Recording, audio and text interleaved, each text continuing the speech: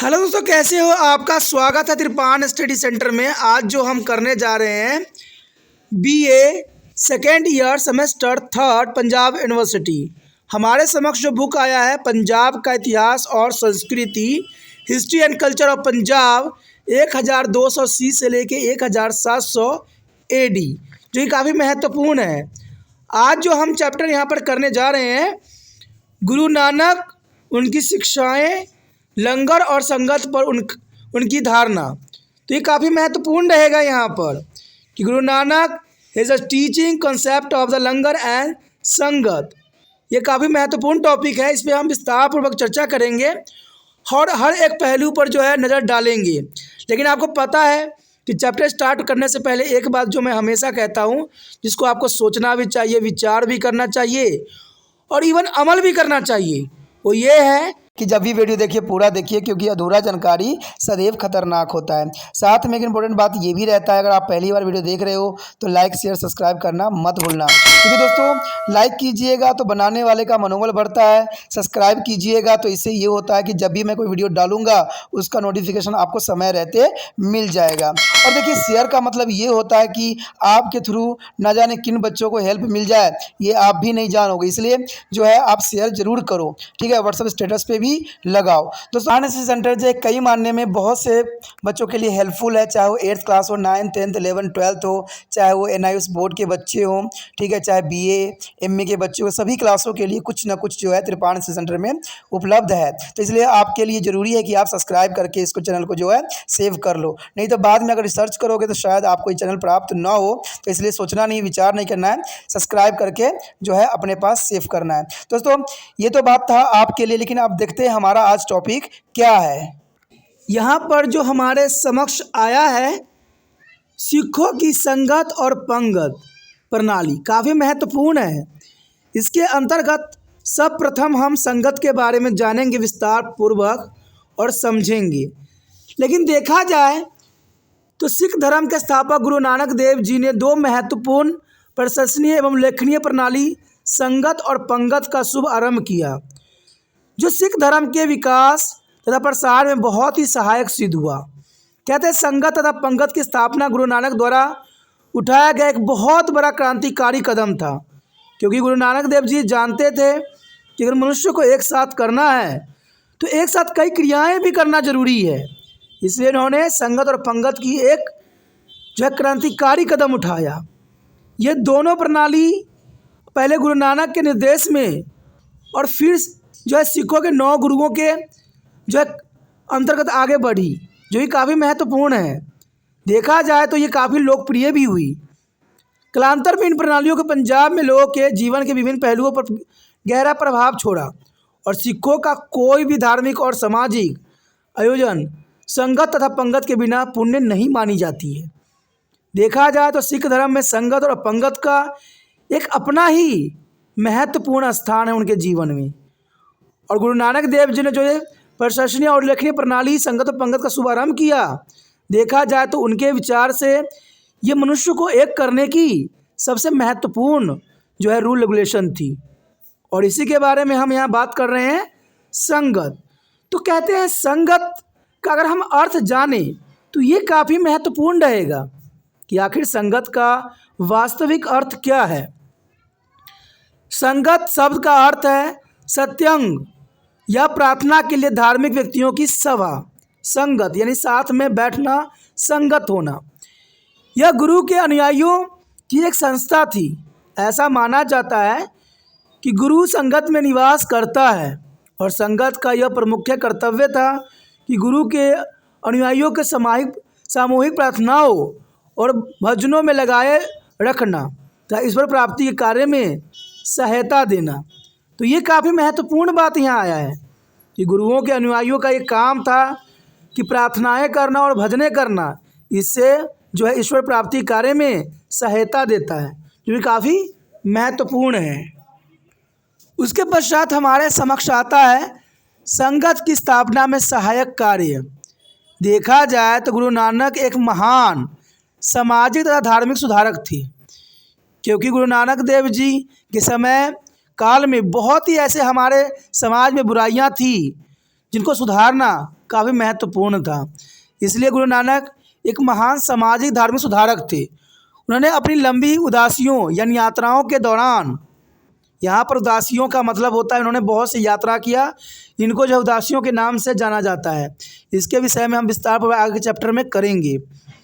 कहते दौरान उन्हें पाया कि लोग अंधविश्वास, झूठे एवं दिखावटी धार्मिक रीति रिवाज और अनुष्ठानों में गहराई तक डूबे हुए हैं।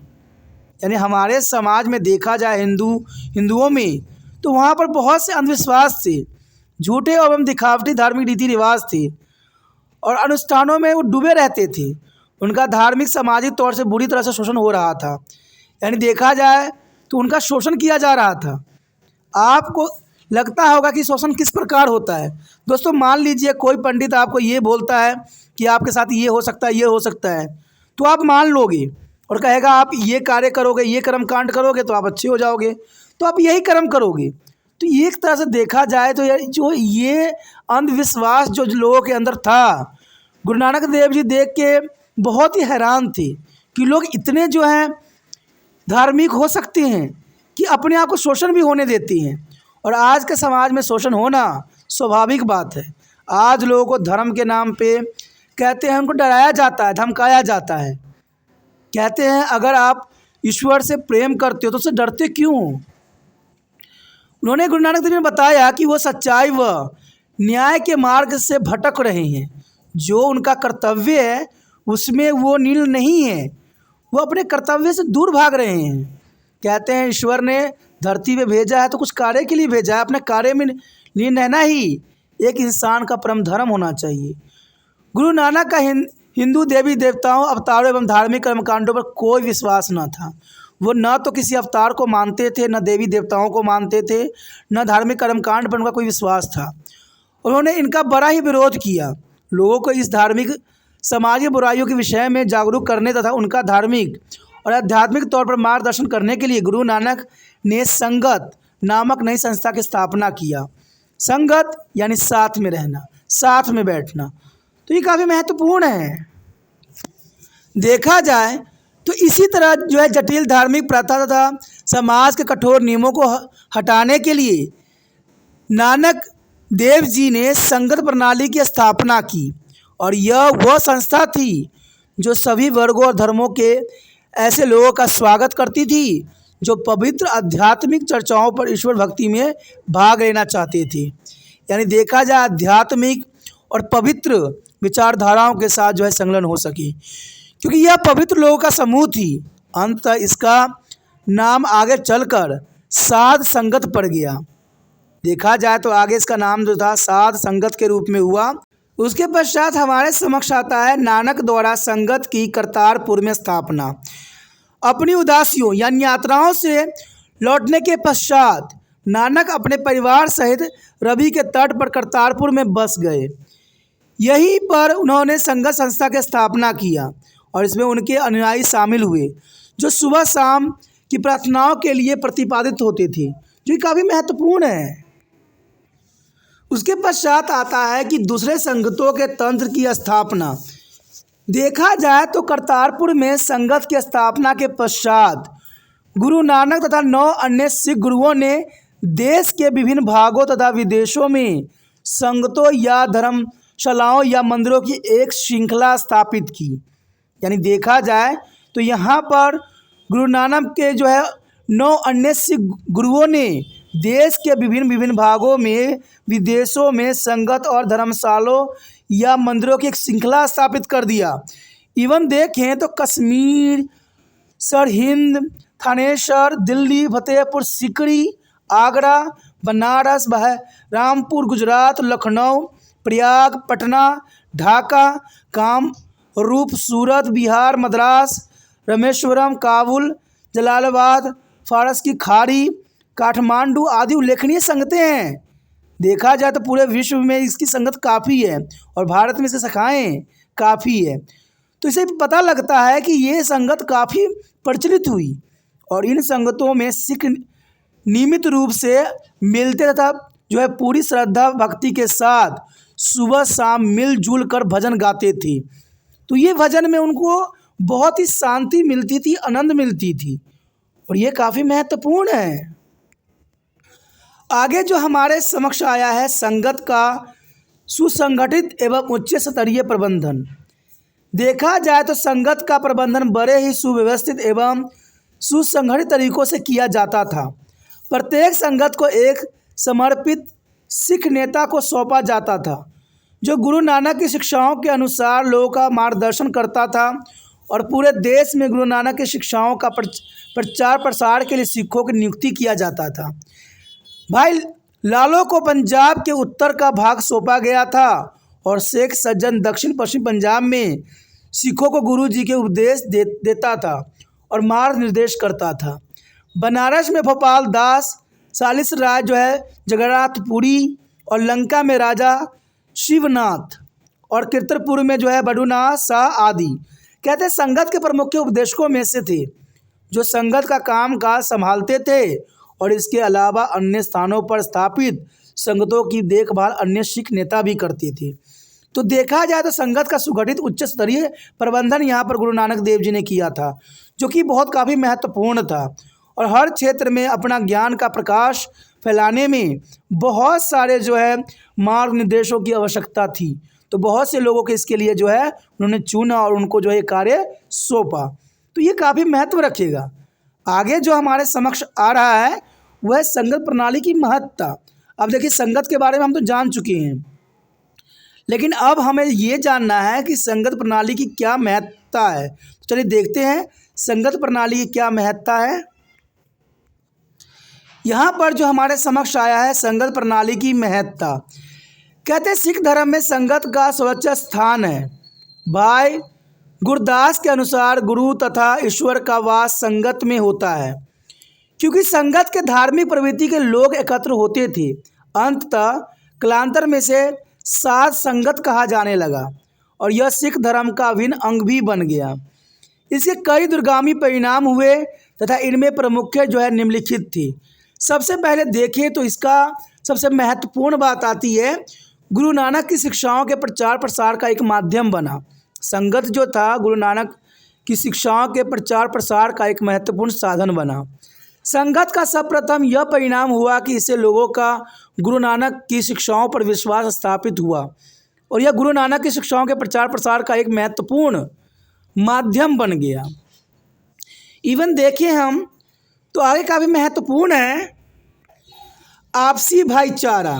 कहते हैं आपसी भाईचारा तथा सहयोग की भावना ये संगत प्रणाली के अंतर्गत ही लोगों में विद्यमान हुई। संगत का एक अन्य महत्वपूर्ण एवं विशेष प्रभाव यह पड़ा कि इससे सिखों में सहयोग, भाईचारे तथा एकता की भावना का जो है विकास हुआ। इवन देखें तो सिख धर्म की लोकप्रियता में वृद्धि। संगत संस्था ने सिख धर्म की लोकप्रियता को बढ़ाने में अपना बहुत ही महत्वपूर्ण भूमिका अदा की। देखा जाए अगर अगले पॉइंट पे नज़र दौड़ाएं तो कहते हैं जाति प्रथा इससे कमज़ोर करना, क्योंकि संगत का सबसे महत्वपूर्ण उद्देश्य और महत्व ये था कि जाति प्रथा को इन्होंने कमज़ोर कर दिया। संगत संस्था का सबसे उल्लेखनीय प्रभाव यह हुआ कि इससे जाति प्रथा कमज़ोर पड़ने लगी, क्योंकि संगतों में सभी धर्म, जाति, रंग व वर्ग के लोग एक साथ बैठकर ईश्वर की प्रार्थना करते थे और इनमें ऊंच नीच, अमीर गरीब आदि का कोई भेदभाव नहीं होती थी। सभी को बराबर का दर्जा प्राप्त होता था और इससे जाति प्रथा के जरिए बहुत कमज़ोर हो गई, क्योंकि गुरु नानक देव जी का उद्देश्य ही था कि हमारे समाज में जो जाति प्रथा की भेदभाव और रंग फैला हुआ है उसे जो है संगत के अंतर्गत ही समाप्त किया जा सकता है, जो यहाँ पर हुई। और ये जो है जाति प्रथा कमज़ोर करने में संगत प्रणाली ने काफ़ी महत्वपूर्ण योगदान दिया। उसके पश्चात आता है हमारे समक्ष लोगों पर हितकारी तथा अच्छा प्रभाव।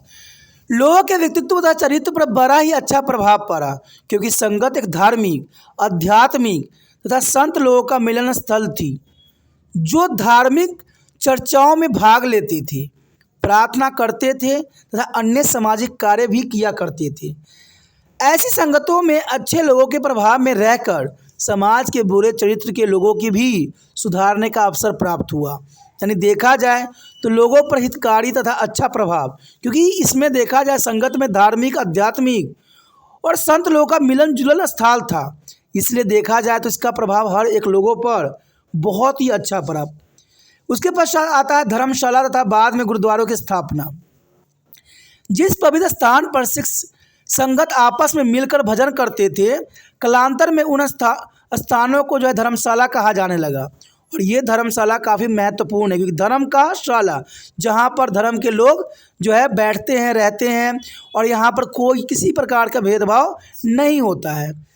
गुरु अंगद तथा गुरु रामदास के गुरु गद्दी काल के दौरान कई धर्मशालाओं का जो है निर्माण हुआ, जिसकी देखभाल समर्पित सिख नेता करते थे। जैसे जैसे समय बीतता गया, इन धर्मशालाओं को गुरुद्वारा कहा जाने लगा, और यह संगत जो है मिलकर गुरबानी का पाठ करते थे तथा कीर्तन या दूसरे सामाजिक व धार्मिक क्रियाकलाप आयोजन करते थे। तो धर्मशालाओं का स्थापना करना यहाँ पर काफ़ी महत्वपूर्ण साबित हुआ। उसके पश्चात हमारे समक्ष आता है समानता व लोकतंत्र के सिद्धांत का प्रसार। कहते संगत का एक अन्य महत्वपूर्ण प्रभाव यह पड़ा कि इससे सिखों के सामाजिक, धार्मिक तथा राजनीतिक संगठनों में समानता तथा लोकतंत्र के तत्वों का जो समावेश हुआ। इन सिखों ने संगत में प्रवेश किया और उनमें समानता की भावना का जो है विकास हुआ।